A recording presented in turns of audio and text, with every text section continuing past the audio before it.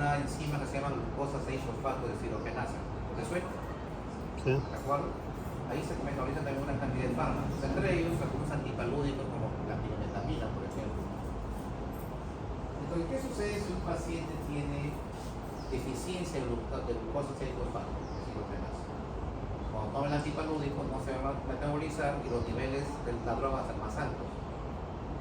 Y si revisan los efectos secundarios de la pirometamina, van a encontrar que tiene un efecto mielotóxico, o sea, baja las células sanguíneas, sobre todo los glóbulos rojos, por causa de anemia.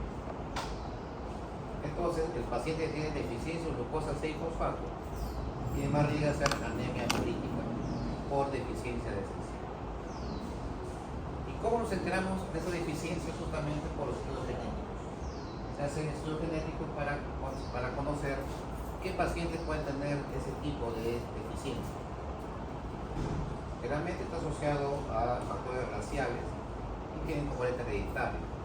Si los padres tienen ese problema de deficiencia de glucosa 6-fosfato, por lo menos uno de los hijos tendría un problema. Eso se estudia la genética. Es decir, pero con estudios en los genes propiamente del paciente para ver cómo va a responder a un determinado medicamento.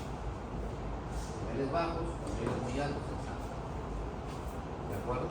Otro ejemplo que nosotros usamos bastante en infectología, yo soy infectólogo, vemos un paciente con VIH.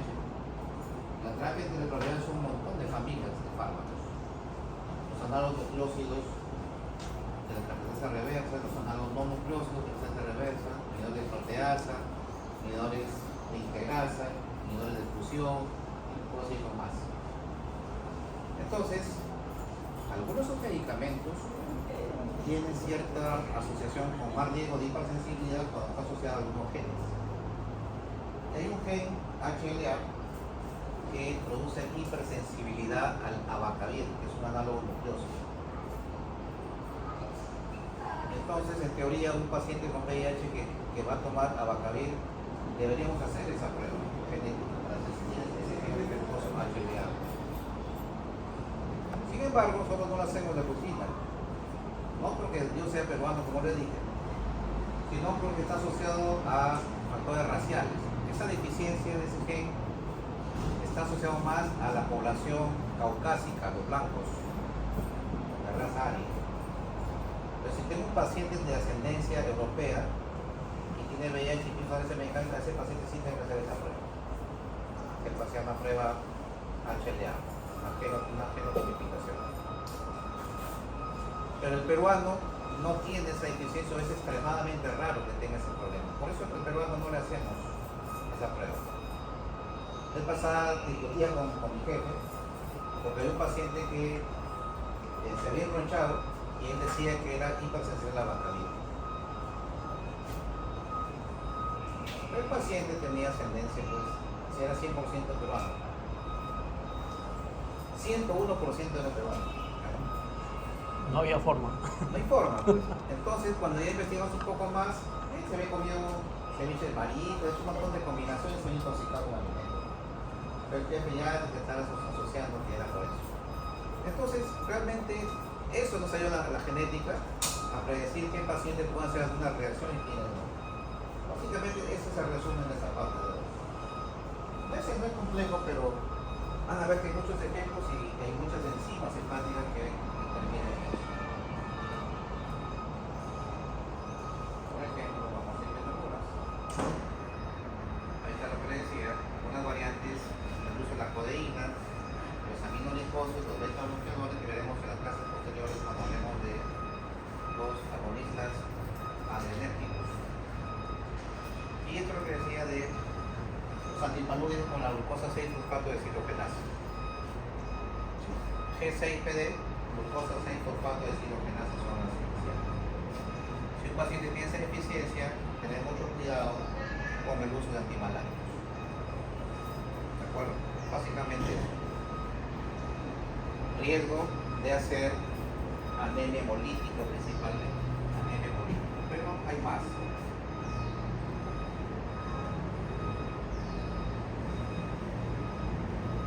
Entonces la conclusión que les decía es que si hacemos ese estudio genético, un paciente yo puedo predecir si el medicamento que estoy indicando indicando va a estar en niveles adecuados en sangre, va a estar muy elevados o va a estar muy bajos, dependiendo si hay alguna alteración genética. Ustedes dirán, pero el tema es que eso es una inversión muy costosa, porque hacer un estudio genético de forma individual no es barato. Por eso le decía que en el caso de la vaca en HIV no le hacemos, es peruano, 100% peruano, tiene ninguna ascendencia europea, no le hacemos la prueba. Le damos el medicamento y va bien, no está intoxicado un paciente con esas características. Pero tienen que ustedes individualizar cada caso. Si hay antecedente familiar de anemia hemolítica, hay antecedente familiar, entonces cuando es una historia clínica, ustedes ya han hecho esa parte de historia clínica, investigan antecedentes familiares. Si hay el dato de que los padres, abuelos, tíos hicieron anemia hemolítica, entonces ahí sí tienen la obligación de hacer descarte de los genéticos sin deficiencia de glucosa 6-fosfato. ¿De acuerdo? Esa es la idea. Pero, como le dije, no es barato y no es accesible en cualquier sitio. Por ejemplo, eso no va a hacer en África, lamentablemente. Y es que, como le decía, hay algunos factores individuales también que afectan la farmacocinética, ya les dije eso. Y miren todas las enzimas hepáticas que hay derivadas si tomamos P400. Y ahí hay algunos ejemplos, ¿no? Sobre todo tener mucho cuidado con la warfarina, como les dije. La warfarina es un anticoagulante cuyo mecanismo de acción es inhibir a la vitamina K. La vitamina K en el hígado es un precursor, estimula la producción de factores de coagulación que se llaman factores de coagulación dependientes de vitamina K. ¿Alguien sabe cuáles son esos factores? Pregunta de la academia. ¿Cuáles son los factores de coagulación dependientes de vitamina K?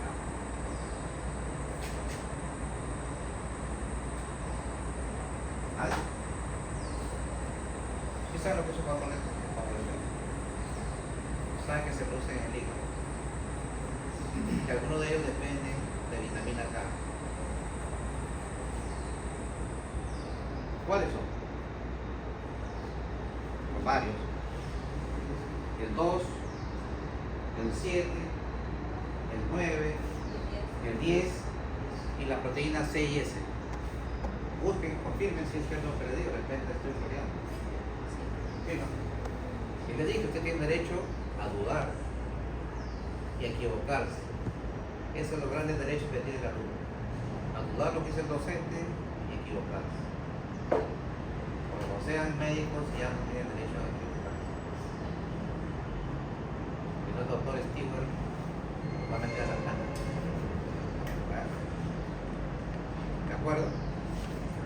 Miren, entonces, si yo conozco el mecanismo de acción de la warfarina, sé que inhibe al ácido fólico. Entonces, si hay una intoxicación por warfarina, ¿con qué lo trato? A la vitamina K.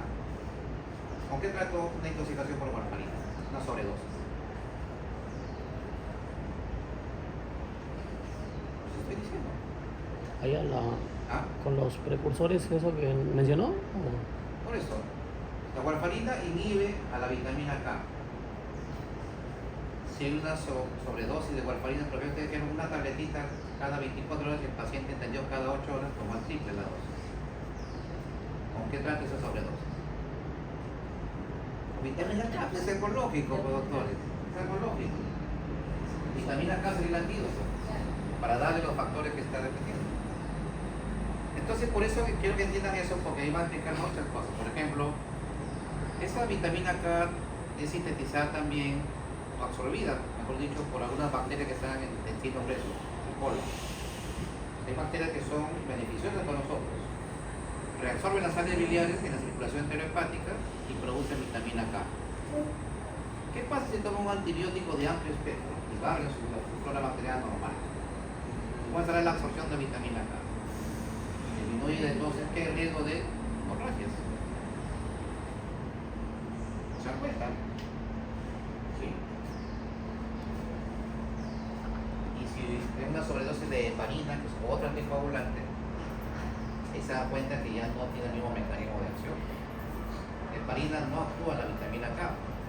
Por lo tanto, si le pongo un litro de vitamina K, no va a mejorar exceso de heparina. Y va a encontrar que hay otro medicamento que se llama sulfato de protamina. Ese es el antídoto para la heparina, perdón. Sulfato de protamina. Hay que tener cuidado. Les cuento una anécdota que tuve cuando era residente en el Carrera. A mí me gusta hacer muchos procedimientos, porque ese pedimos de consulta al cirujano de cabeza y cuello para que haga una biopsia de ganglio y ponía 1000 pesos, 1000 exámenes y quería hacer esa operación. Y ese trayecto paría unos 2 o 3 semanas de hospitalizado al paciente. Entonces lo que hacía yo mismo, le hacía la biopsia, anestesia local, sacaba un ganglio. Y las enfermeras ya me conocían y me apoyaban con el material. Entonces, obviamente para anestesia necesitamos anestesia local con lidocaína.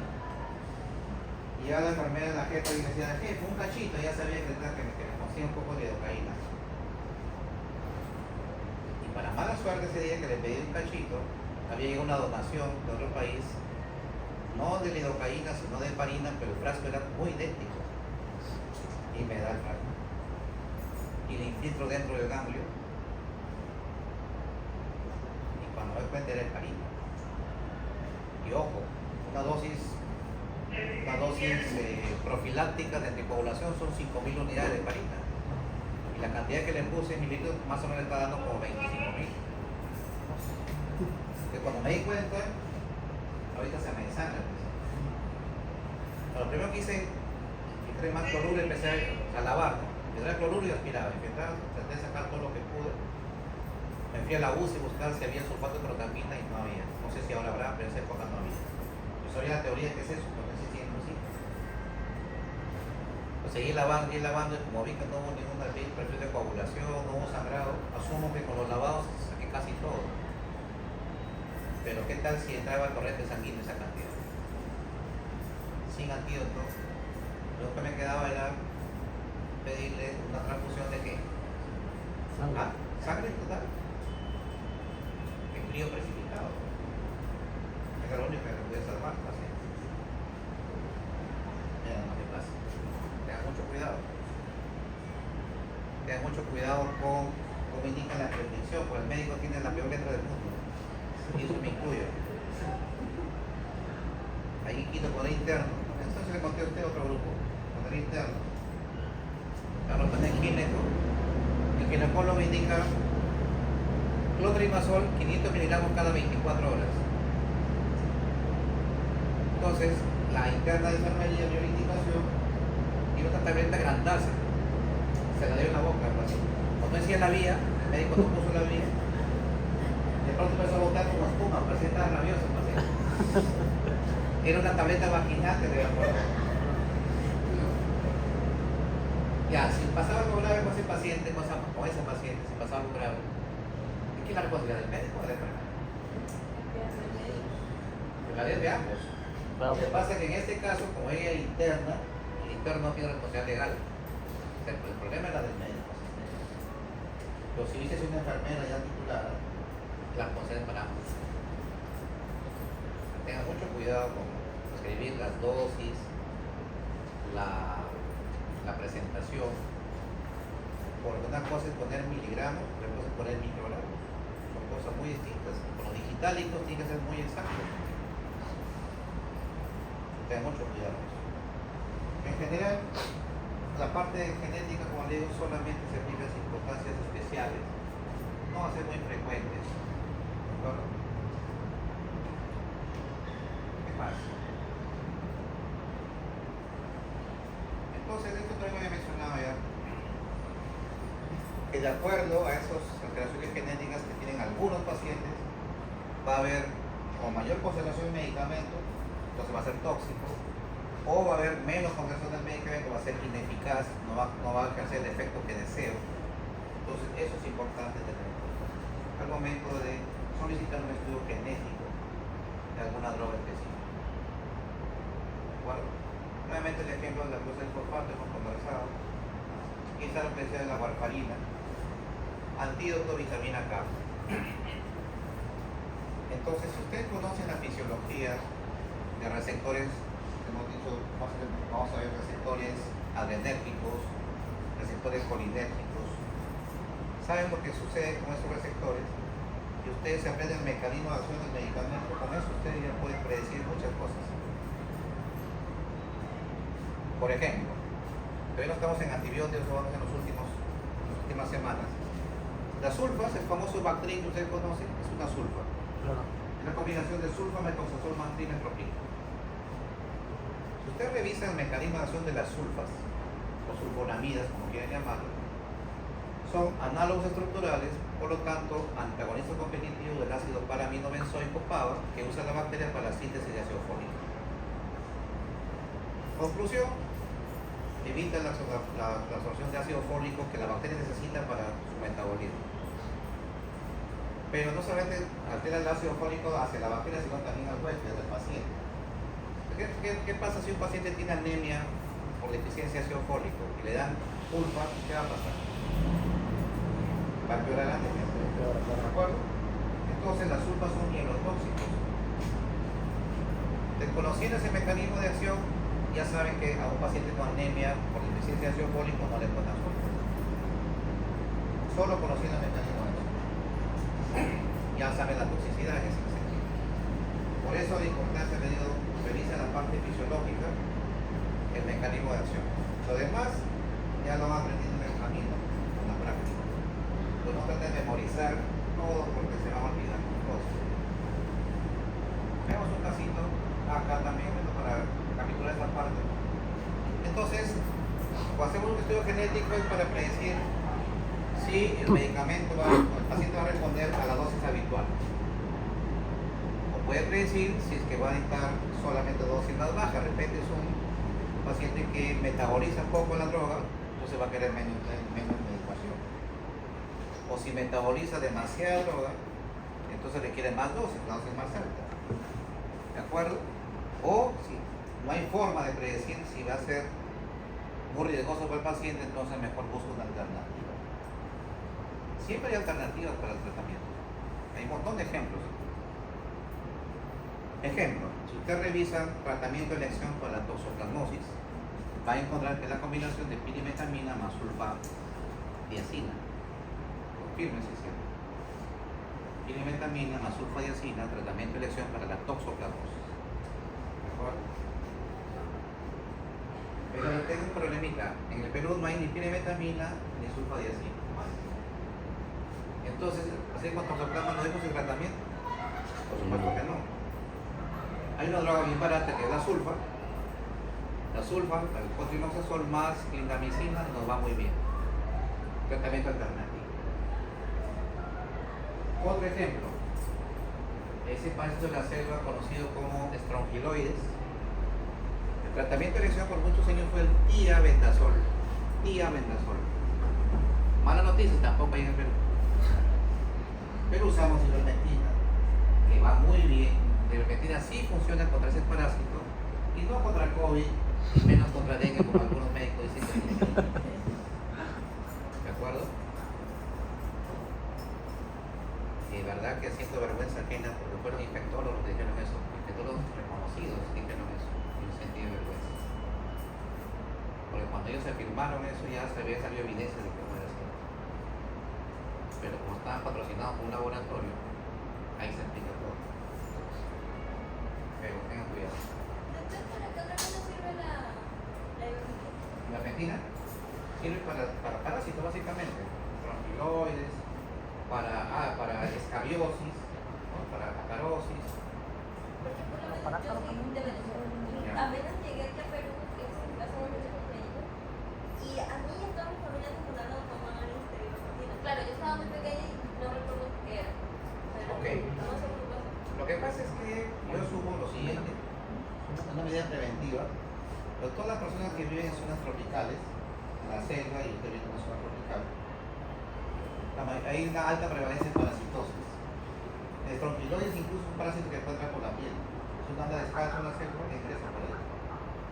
Entonces, es mejor la profilaxis porque hace que usted desarrolle una enfermedad, por ejemplo, hace un asma y tiene que usar corticoides. Si usted es inmunosuprimido por el corticoide, el parásito se disemina y puede ser una forma grave, una forma diseminada.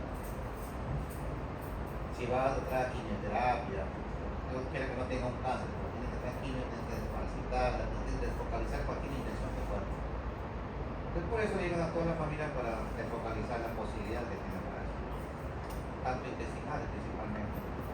Pero la ivermectina también combate la escabiosis, múltiple función, pero para parásitos, no para virus. No sirve para COVID, no sirve para dengue. Lo que pasa es que COVID fue digamos, el error de interpretación. O sea, eran unos estudios farmacológicos que in vitro decían que la ivermectina sí tenía cierto efecto contra el COVID. Pero lo que no dijeron los colegas es que esa inhibición se daba con dosis de 200 a 300 veces la dosis que usamos para el ser humano. O sea que era imposible que tomemos esa sobredosis. Y eso no dijeron. Simplemente dijeron, sí combate al COVID.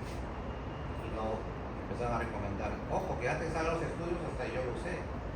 Me compré ese frasquito de ivermectina que venden de los veterinarios. Un frasquito de 100 tabletas, le di a toda mi familia 2 pasitos cada uno. Era una enfermedad nueva, el temor nos obligó a hacerlo. Claro. Pero cuando salieron las evidencias, ya pues obviamente que no. Porque ¿qué evidencia había con el tema también de los macrobios? ¿Qué dan acitromicina a los virus? Si el virus no muere con antibióticos. No muere.